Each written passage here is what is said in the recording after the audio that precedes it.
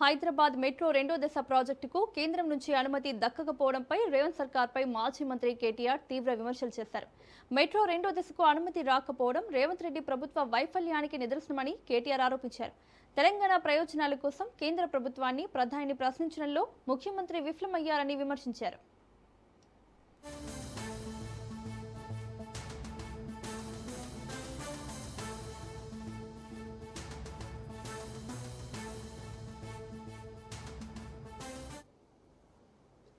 ఢిల్లీకి పలుమార్లు వెళ్లినప్పటికీ రాష్ట్రానికి అవసరమైన ప్రాజెక్టులను సాధించలేకపోయారన్నారు.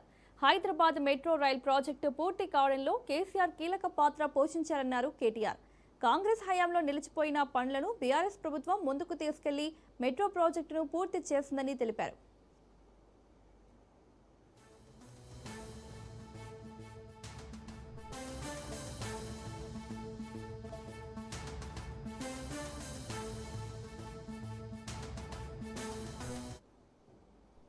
మెట్రో రెండో దశ విషయంలో ప్రస్తుత ప్రభుత్వం సరైన ప్రణాళిక లేకుండా వ్యవహరించిందని ఆరోపించిన కేటీఆర్ ఎల్ఎన్టీ సంస్థపై ఒత్తిళ్లు తీసుకువస్తున్నారంటూ కూడా విమర్శలు చేశారు.